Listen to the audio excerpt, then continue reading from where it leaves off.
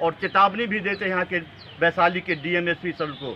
कान खोल के सुन लीजिए, आप यहाँ मेरे सेवक बन के आए हैं या आप जनता के नौकर हैं, हमारे सर्वेंट हैं, हमारे विकास के माध्यम के लिए यहाँ पर अपने चेयर पर बैठा है। हम नरक की जिंदगी जी रहे हैं तो आपको भी कुर्सी पर बैठने नहीं दे। आज दुर्भाग्य है, मेरी सरकार भी है, फिर भी आज हमको फर्क पर आना पड़ता है।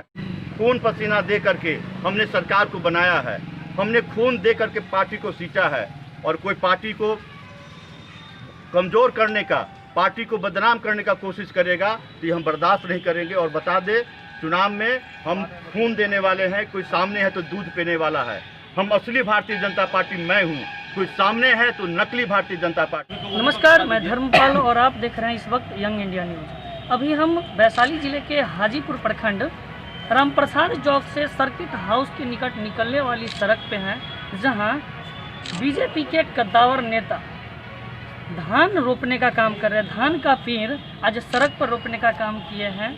बता दें कि रामप्रसाद चौक से लेकर सर्किट हाउस के ठीक पीछे तक यह सड़क बिल्कुल बदहाल स्थिति में, हल्की सी बारिश होने पर भी जल जमाव की स्थिति हो जाती है, जिसके बाद पैदल आवागमन बिल्कुल बाधित हो जाती है। आइए हम बातचीत करते हैं अजीत जी से।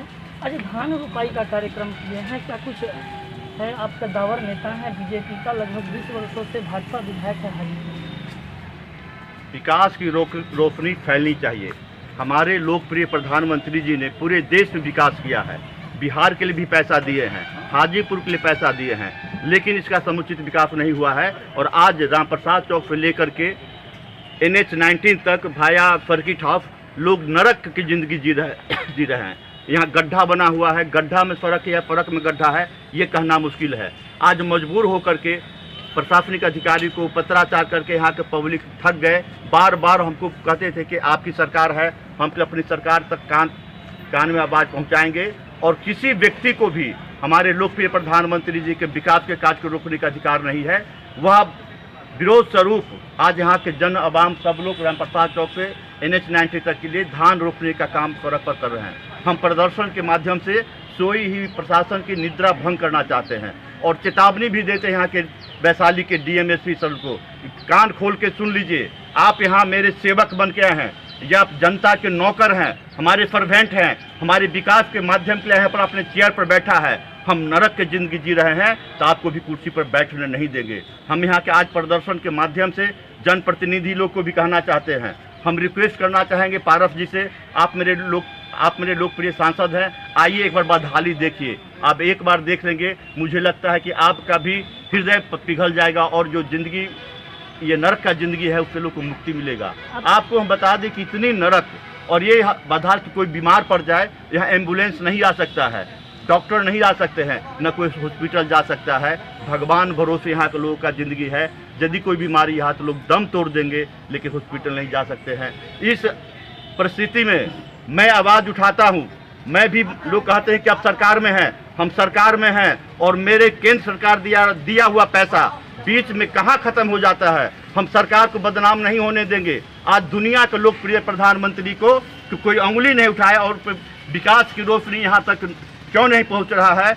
ऐसे विकास की रोकने वाले के खिलाफ आज हम सड़क पर उतरे हैं। अब बीजेपी के कद्दावर नेता है, 20 वर्षों से लगातार बीजेपी विधायक है हाजीपुर में, फिर भी बदहाल स्थिति देखी जाए। दुर्भाग्य है मेरा, हम 32 वर्षों से हैं।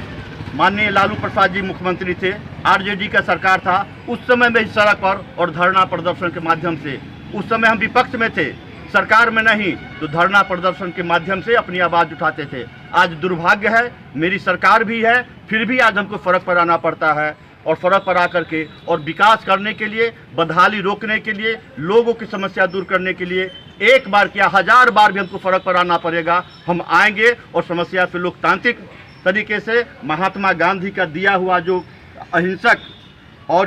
अहिंसक आंदोलन से हम इस आंदोलन को, इस समस्या को उठा करके सरकार के सामने, प्रशासन के सामने लाएंगे और इस समस्या का समाधान कराएंगे। चुनाव में इस बार क्या भावी प्रत्याशी अपने आप को लोग बता रहे हैं कि आप हैं, लेकिन क्या लगता है टिकट आपको दिया जाए? हम 32 वर्षों से RSS, विद्यार्थी परिषद, विश्व हिंदू परिषद, बजरंग दल और भारतीय जनता पार्टी में काम कर रहे हैं। मेरा एक लक्ष्य है, बड़ी मेहनत से खून पसीना दे करके हमने सरकार को बनाया है, हमने खून दे करके पार्टी को सींचा है, और कोई पार्टी को कमज़ोर करने का, पार्टी को बदनाम करने का कोशिश करेगा तो ये हम बर्दाश्त नहीं करेंगे। और बता दे, चुनाव में हम खून देने वाले हैं, कोई सामने है तो दूध पीने वाला है।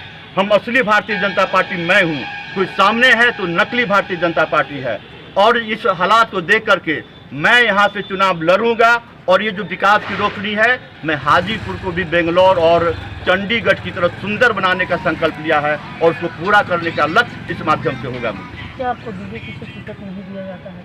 हम पार्टी में बात रख रहे हैं, पार्टी में आग्रह कर रहे हैं। नेपोटिज्म यहाँ नहीं चलता है, यहाँ वंशवाद नहीं चलता है, यहाँ पर अच्छे कार्यकर्ता को दिया जाता है। और मैं 32 वर्ष से कार्यकर्ता हूँ, पूरा मेरा अधिकार बनता है। मैंने पार्टी के नेताओं को भी अवगत करा दिया है कि मैं चुनाव लड़ूंगा। और मैं चुनाव बन के, मुझे एमएलए बनने की ख्वाहिश नहीं है, चुनाव एमएलए बन के इस नरक की ज़िंदगी जीने के जो और बदसूरत हाजीपुर को बना दिया है, उस हाजीपुर को खूबसूरत हाजीपुर बनाने का मेरा संकल्प है, उसको हम पूरा करेंगे। तो आपने देखा जो किस तरीके से डॉक्टर अजीत कुमार लगातार लोगों के बीच आ रहे हैं और जन समस्याओं को लेकर आवाज़ अपनी बुलंद कर रहे हैं। इस वक्त राम प्रसाद चौक से लेकर के सर्किट हाउस के ठीक पीछे निकलने वाली वो रास्ता, जिस रास्ते को बिल्कुल बता दिया जाए कि किसान का कोई हल चलाया हुआ खेत के बराबर है, जहां पे आज धान रोपाई का कार्यक्रम किया गया है। लगातार खबरों में बने रहने के लिए देखते रहिए यंग इंडिया न्यूज़।